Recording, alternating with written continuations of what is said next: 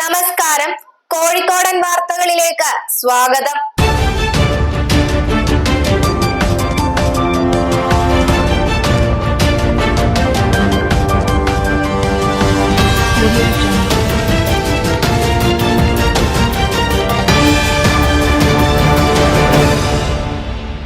ഇസ്രായേലിന്റെ ഭീഷണി നിലനിൽക്കെ ഇറാനിലുണ്ടായ ഭൂകമ്പത്തിൽ സംശയവുമായി ലോകരാജ്യങ്ങൾ. കഴിഞ്ഞ 5-നാണ് ഇറാനിൽ റിക്ടർ സ്കെയിലിൽ 4.4 തീവ്രത രേഖപ്പെടുത്തിയ ഭൂകമ്പം ഉണ്ടായത്. രാവിലെ 10:45 സെംനാൻ പ്രവിശ്യയിലെ അർദാൻ കൺട്രിയിലാണ് ഭൂകമ്പത്തിന്റെ പ്രഭവ കേന്ദ്രം. ഈ ഭൂകമ്പം ഇറാൻ ആണവ പരീക്ഷണം നടത്തിയതിന്റെ ഭാഗമാണോ എന്നാണ് ലോകരാജ്യങ്ങൾ സംശയിക്കുന്നത്.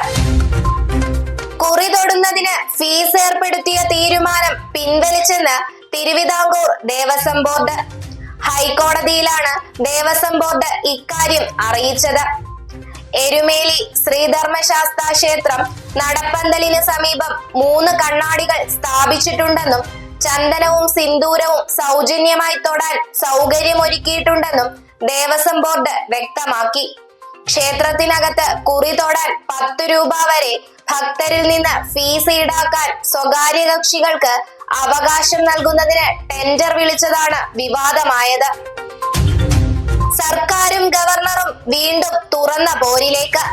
മുഖ്യമന്ത്രിയുടെ മലപ്പുറം പരാമർശം, PV അൻവറിന്റെ ഫോൺ ചോർത്തൽ ആരോപണം എന്നിവയിൽ ഇന്ന് നേരിട്ടെത്തി വിശദീകരണം നൽകാൻ ചീഫ് സെക്രട്ടറിയോടും DGPയോടും ഗവർണർ ആവശ്യപ്പെട്ടിരുന്നുവെങ്കിലും അത് അംഗീകരിക്കേണ്ടെന്നാണ് സർക്കാർ നിലപാട്.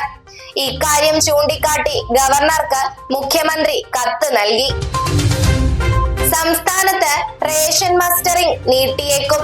മസ്റ്ററിംഗിനുള്ള അവസാന തീയതി ചൊവ്വാഴ്ച അവസാനിക്കാനിരിക്കെ 75% പേരുടെ മസ്റ്ററിംഗ് മാത്രമാണ് പൂർത്തിയായത്. ഈ സാഹചര്യത്തിലാണ് തീയതി നീട്ടുന്ന കാര്യത്തിൽ ചൊവ്വാഴ്ച ഭക്ഷ്യമന്ത്രി GR അനിലിന്റെ അധ്യക്ഷതയിൽ ചേരുന്ന ഉന്നതതല യോഗം അന്തിമ തീരുമാനം എടുക്കുക. സംസ്ഥാനത്ത് തൊഴിലുറപ്പ് പദ്ധതികളിൽ പുല്ലുചെത്തലും കാടുവെട്ടും ഒഴിവാക്കി. നിലമുഴൽ, വിതയ്ക്കൽ, കൊയ്ത്ത്, ഭൂമി നിരപ്പാക്കൽ, തട്ടുതിരിക്കൽ എന്നിവയും അനുവദിക്കില്ല.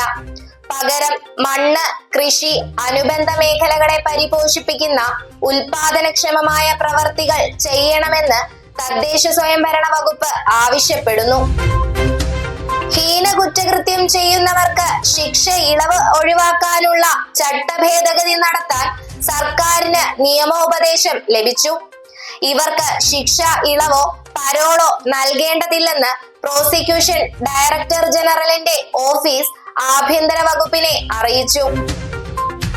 വാഹനങ്ങളിൽ നിയമപരമായ രീതിയിൽ കൂളിംഗ് പേപ്പർ ഉപയോഗിക്കാൻ ഹൈക്കോടതി അനുമതി നൽകിയിട്ടുണ്ടെന്നും മോട്ടോർ വാഹന വകുപ്പ് ഉദ്യോഗസ്ഥരും പോലീസ് ഉദ്യോഗസ്ഥരും ഈ വിധി കൃത്യമായി പാലിക്കണമെന്നും ഗതാഗത മന്ത്രി KB ഗണേഷ് കുമാർ. കോടതി വിധിയെ സ്വാഗതം ചെയ്യുന്നു. വഴിയിൽ വാഹനം തടഞ്ഞു നിർത്തി കൂളിംഗ് ഫിലിം വലിച്ചുകീറുന്ന നടപടികൾ മുൻപ് ഉണ്ടായിട്ടുണ്ടെന്നും ഇത് വാഹന ഉടമകളെ അപമാനിക്കുന്നതിന് തുല്യമാണെന്നും മന്ത്രി പറഞ്ഞു. സംസ്ഥാന സർക്കാരിന്റെ പ്രത്യേക പ്രതിനിധിയായി ഡൽഹിയിൽ പ്രവർത്തിക്കുന്ന KV തോമസിനായി ഖജനാവിൽ നിന്ന് ഇതുവരെ ചിലവഴിച്ചത് 57 ലക്ഷം രൂപ. ഹോണറേറിയമായി KV തോമസ് ഇതുവരെ 19 ലക്ഷം രൂപയാണ് കൈപ്പറ്റിയിരിക്കുന്നത്. മുഖ്യമന്ത്രി പിണറായി വിജയൻ നിയമസഭയിൽ രേഖാമൂലം വ്യക്തമാക്കിയതാണ് ഈ കണക്ക്. KV തോമസ് നടത്തിയ ഇടപെടലുകൾ സംബന്ധിച്ച ചോദ്യത്തിന് മുഖ്യമന്ത്രി കൃത്യമായ ഒരു മറുപടി നൽകിയിട്ടില്ല.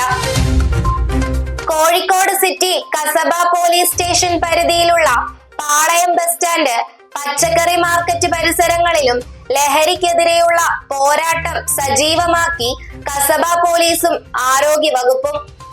പാളയം ഭാഗത്തുള്ള പരിസരവാസികളുടെയും വ്യാപാരികളും പച്ചക്കറി മാർക്കറ്റ് പോർട്ടർമാരും ബസ് തൊഴിലാളികളും ഓട്ടോ തൊഴിലാളികളും വിവിധ ട്രേഡ് യൂണിയൻ പ്രതിനിധികളും വിവിധ രാഷ്ട്രീയ നേതാക്കന്മാരും സംയുക്തമായി പാളയവും പരിസരവും ലഹരിമുക്ത കേന്ദ്രമാക്കുക എന്ന ലക്ഷ്യത്തോടെ ലഹരിമുക്ത ക്യാമ്പയിൻ സംഘടിപ്പിച്ചു. തിരുവമ്പാടി പുന്നയ്ക്കൽ ചെളിപ്പൊയിൽ മേഖലയിൽ കാട്ടാന ആക്രമണത്തിൽ കൃഷിനാശം. കൊല്ലംപറമ്പിൽ ഷാജിയുടെ കൃഷിയിടത്തിലാണ് നാശനഷ്ടമുണ്ടായത്. ജനവാസ മേഖലയായ പ്രദേശത്ത് കാട്ടാന ഇറങ്ങുന്നത് നാട്ടുകാരെ ഭീതിയിലാക്കിയിരിക്കുകയാണ്. കാട്ടാന ഭീഷണി കാരണം റബ്ബർ ടാപ്പിംഗ് ഉൾപ്പെടെയുള്ള കാർഷിക വൃത്തികൾ നടത്താനാകാതെ കർഷകർ ദുരിതത്തിലാണ്.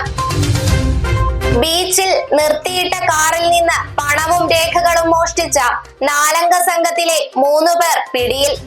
കൊന്നാട് ബീച്ച് തിരുവാണിക്കൽ ടി സൂരജ്, എലത്തൂർ മാട്ടുവയൽ മുഹമ്മദ് നിഹാൽ, ഇരട്ട സഹോദരൻ മുഹമ്മദ് നിഷ്മൽ എന്നിവരെയാണ് വെള്ളയിൽ ഇൻസ്പെക്ടർ ബൈജു കെ ജോസിന്റെ നേതൃത്വത്തിൽ അറസ്റ്റ് ചെയ്തത്. വടകര സ്വദേശി റയീസ് ബീച്ചിലെത്തി കാർ പാർക്കിങ്ങിൽ നിർത്തിയതായിരുന്നു. ഇതോടെ വാർത്തകൾ അവസാനിച്ചു. നന്ദി, നമസ്കാരം.